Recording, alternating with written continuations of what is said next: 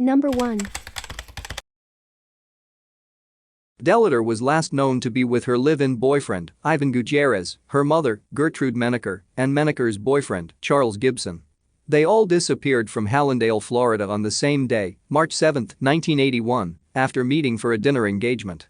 Gutierrez and Delator lived in the 200 block of Southeast 9th Court in Hallandale. Menaker spoke to her other daughter, Robin Patton, on the phone on March 4 and said she was leaving and would send plane tickets and directions. On March 6, Patton got letters from her mother and sister in the same envelope. They had also sent $100. On March 14 later, Gibson's Cadillac was found abandoned in the parking lot at Miami International Airport. A police informant told investigators where to find it. Menaker did not have a vehicle. Gibson had also cleaned out his apartment in the 8900 block of Northeast 4th Avenue in Miami Shores, Florida before he vanished. He has a criminal record for robbery and was on lifetime parole at the time of his disappearance. He was a longtime friend of several gang members, and police believe he worked as an enforcer for drug gangs. Menaker lived in the 500 block of Northwest 214th Street in Miami, Florida at the time of her disappearance. One of her neighbors reported that shortly after the four disappeared, a woman and two men pulled up at Menaker's apartment with a U-Haul and emptied it out. The woman told the neighbor that the people who lived in the apartment had been killed on the expressway in northern Florida. The neighbor assumed she meant they had been killed in a car accident. All four of them had been heavily involved with drugs for years. Patton had also been part of the drug world but had gotten out of the lifestyle and encouraged her mother and sister to do the same. There were warrants out for Gibson and Menaker's arrest in 1981. They had assisted a prison escapee, Harvey Michael McElroy, by helping him rent a house. McElroy, who was a drug enforcer, was found murdered in January 1981. He'd been shot to death, his body dumped on a trash heap and burned. Investigators believe Gibson and Menaker may have helped dispose of his body, and the pair were sought for questioning about his murder. Police had warned Delator that Menaker could be in danger because of her presumed knowledge about McElroy's death. Police believe it's possible the March 1981 disappearances are related in some way to McElroy's murder. The theory is that Menaker and Gibson may have been killed because of what they knew about the crime, and Delator and Gutierrez were innocent bystanders. Another possibility under consideration is that the group went into hiding, possibly in Germany or Colombia, and that Patton may know their whereabouts. She denies this. There's been no indication of Delator, Mencher, Gibson or Gutierrez's whereabouts since March 1981. Number 2. Deli was last seen leaving her cashier job at Walmart in the 3400 block of US 41 on Tamiami Trail East in Naples, Florida, at approximately 4:35 p.m. on May 17, 2010. Her husband dropped her off at work at 8:30 a.m., but he doesn't know who picked her up. Surveillance cameras of the parking lot show her walking outside, but didn't record who she left with or whether she got into a car. She has never been heard from again. Deli has 2 daughters and 2 living sons. A third son died in an accident in 2002. Although she had left town on 2 previous occasions without telling her husband, her loved ones stated she is a dedicated mother who would have never abandoned her children. She had worked for Walmart for 5 years before her disappearance and was considered a reliable employee. She doesn't have a driver's license, she may not have had her diabetes medication when she disappeared, and there hasn't been any activity on her bank accounts or any indication that she left the country. Deli and her husband of several years, Mathnal Darius, got into an argument a weekend before she went missing. They lived in an apartment off Green Boulevard. Her family stated they argued frequently, and he occasionally abused her physically, something he denies. A photo of Darius is posed with this case summary. In October 2015, he was arrested and charged with first-degree murder in an unrelated case. He allegedly shot a man to death in an Orlando, Florida hotel parking lot. He is considered a person of interest in Deli's case as well, but hasn't been charged in connection with it. Her disappearance is considered suspicious, and the case remains unsolved. Number 3. DeFrancesco and a friend, James Johnson, disappeared from Fort Pierce, Florida on August 26, 1985. He had a student pilot's license and reportedly left in a plane with Johnson, a pilot, for an overnight trip. They were supposedly going to pick up a shipment of marijuana in the Bahamas or at St. Thomas in the Virgin Islands. Neither man has ever been heard from again, and no wreckage from their plane was ever discovered. There was a rumor that DeFrancesco had been found in jail in Jamaica after his disappearance, but this was never verified. The plane DeFrancesco and Johnson supposedly flew away in was owned by Howard J. Crouch Jr., who was then 31 years old and had used a wheelchair for mobility since he was paralyzed in a 1970 accident. DiFrancesco was a concrete worker who supplemented his income by flying cocaine for Crouch into St. Lucie County. Crouch was never charged in Johnson and DiFrancesco's cases, but in 1988 he pleaded guilty to cocaine trafficking charges in 1988 and sentenced to 5 years in prison. The previous year, Crouch and 2 other men, William Andrew Biggers and James Leonard King, had arranged to have an airplane drop 150 kilograms of cocaine at an airstrip in western St. Lucie County. This was same airstrip Johnson and DiFrancesco took off from on the day of their disappearance. DiFrancesco's brother, who remains active in trying to find him, believes he may have never left Fort Pierce and that he and Johnson may have been murdered and buried in the local area. He left behind 2 daughters and 9 siblings, and his family stated he was devoted to them and wouldn't have abandoned them. Both men's cases remain unsolved. Number 4. Bryan was abducted from Fort Myers, Florida on December 1, 2006. He and his mother, Maria de Fatima Ramos dos Santos, were waiting with Maria's friend, Janice Duarte, at a bus stop when a woman drove up and asked for directions. She said she had been driving around for 8 hours trying to find her mother's house. Maria, Bryan and Duarte got on the bus, but the woman followed the bus until they got off and asked again for help. Maria, Bryan and Duarte got into her car. The woman later let Duarte go. Shortly afterwards she demanded $500 and made threats to Maria. She said she was going to Tampa, Florida, but not to tell the police this or she would harm the women's families. She added that if the police stopped the car, the women had to claim they already knew each other.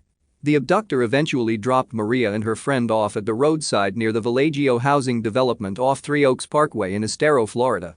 She told them they had to wait 10 minutes before calling anyone, then she drove away with Bryan. Neither Bryan nor his abductor have been heard from again. A sketch of the abductor and an image of an SUV similar to the abduction vehicle are posted with this case summary. The abductor is described as being Hispanic, between 28 and 30 years old, heaviset and approximately 5'4" tall, with straight black hair which was partially pinned up in a bun. She wore blue jeans and a black blouse or t-shirt and spoke Spanish. She is believed to have been driving a black 2-door 1998 to 2003 Ford Explorer SUV with older peeling window tint. Maria stated there was a diaper bag and car seat in the SUV, indicating the abduction had been planned. The abductor should be considered to be armed and dangerous. Photographs of Bryan's mother and his father, Gerander Gomez Costa, are posted with this case summary. They are from a village in Minas Gerais, Brazil, and paid human traffickers help them move the United States. Authorities theorized that Bryan was abducted in retaliation after Maria and Gerander fell behind in the payments they owed to the smugglers. Walter Cauejo, an enforcer for a smuggling ring and an acquaintance of Maria's, was detained in connection with Bryan's abduction, but police could find no evidence to link him to the baby, and he was deported to his native Brazil without being charged with anything. Bryan's parents admitted to their illegal status and to owing hundreds of dollars to the smugglers, but denied that this could be the reason their child was taken. Investigators now believe Bryan's kidnapping was a random crime. After his abduction, a Fort Myers woman went to the police and said she had been walking on the sidewalk with her infant grandchild when she was approached by a woman in a black SUV who asked for directions. This was in the same general vicinity as where Bryan was taken and occurred only hours after his abduction. The grandmother and Bryan's mother both picked the same person out of a photo lineup. The woman they identified was later cleared of suspicion, but investigators stated the two incidents were too similar to ignore, and they believe Bryan's abductor had also accosted the other baby's grandmother. The abductor may be a woman who wanted a baby of her own, possibly she had experienced a miscarriage or stillbirth before she took Bryan. Bryan's parents had 2 additional children following his abduction.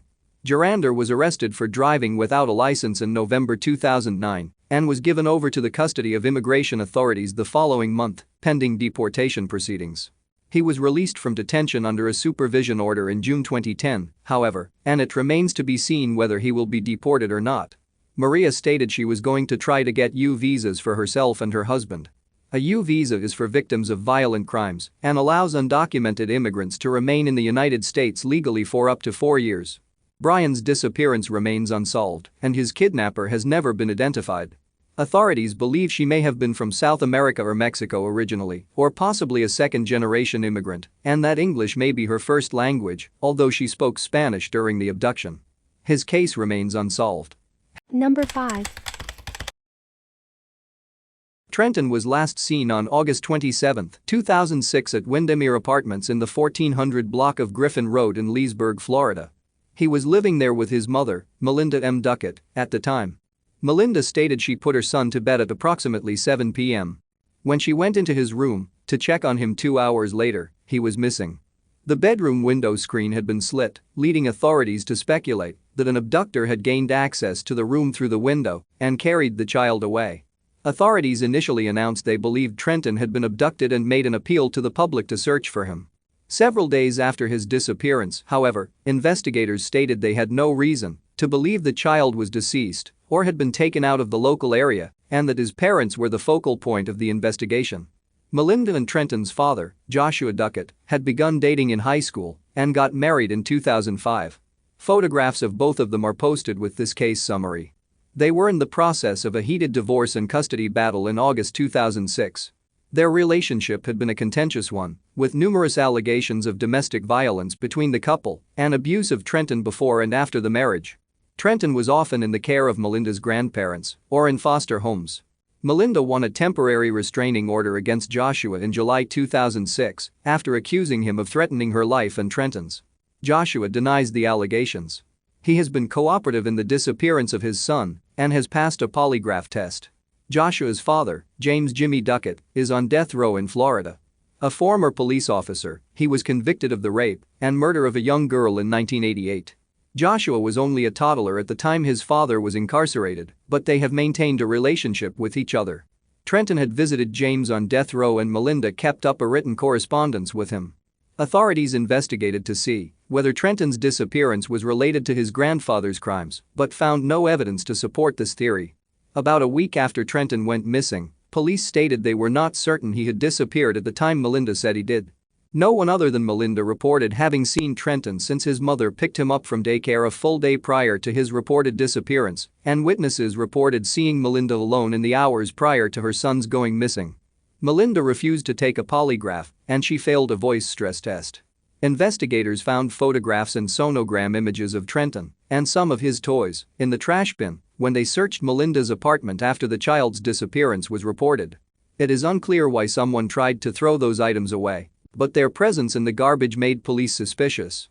Melinda had told her attorney she took her son and a shotgun to a shooting range at the Ocala National Forest on August 27, then became lost and drove around Central Florida for 8 hours.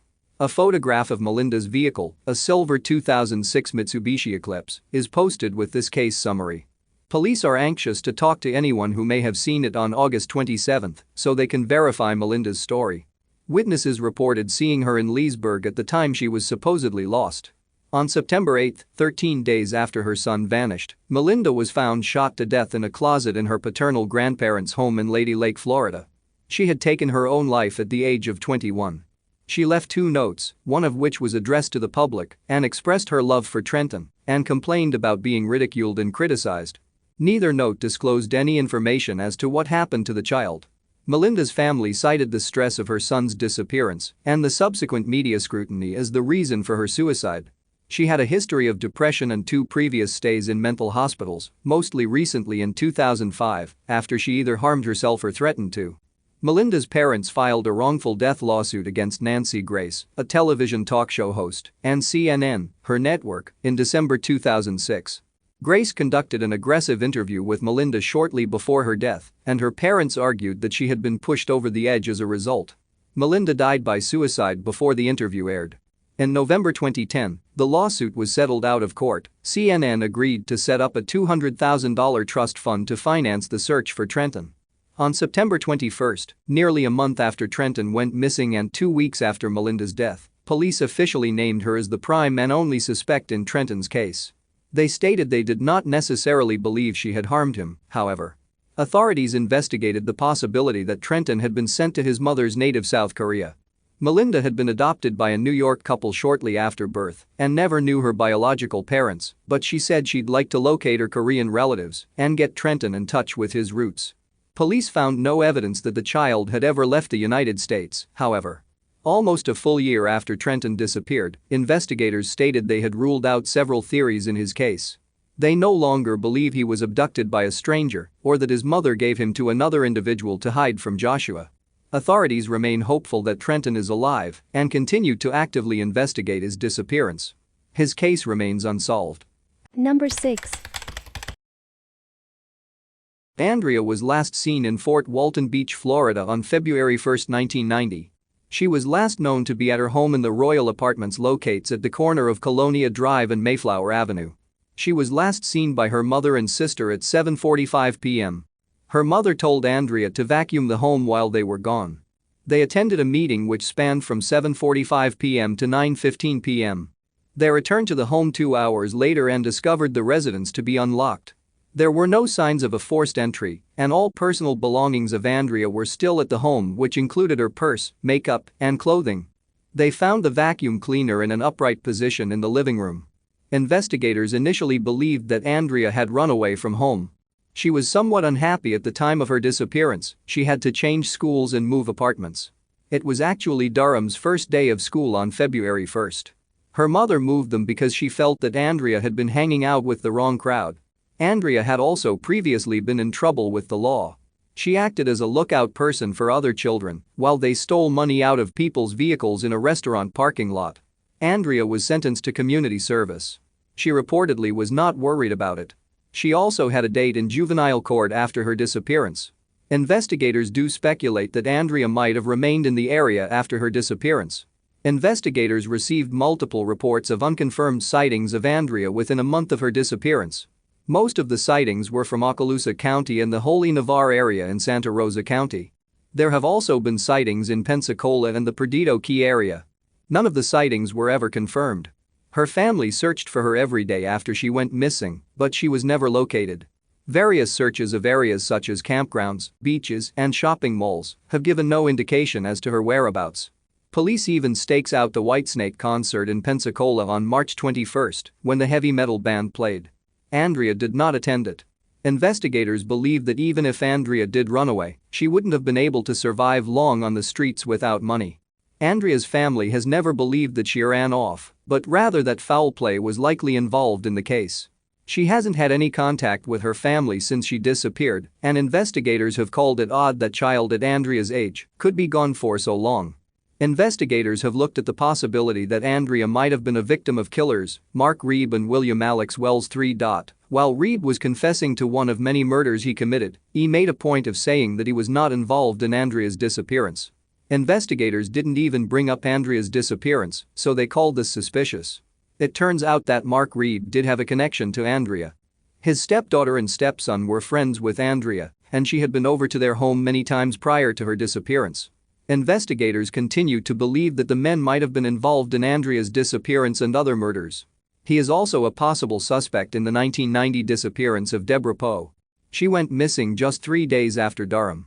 She has never been found. While investigators have found no evidence of foul play in Andrea's case, they believe she was possibly murdered on the evening of her disappearance. Some agencies classify Andrea's disappearance as a non-family abduction, but the exact circumstances surrounding her disappearance are unclear. At the time of her disappearance, Andrea had started attending Pryor Middle School and was said to be a good student. She had many hobbies which included camping, tennis, dancing, and going to the beach. She was later said to be a spiritual youth from a young age. Her mother has now moved to South Carolina. Andrea's disappearance remains unsolved and she's never been located.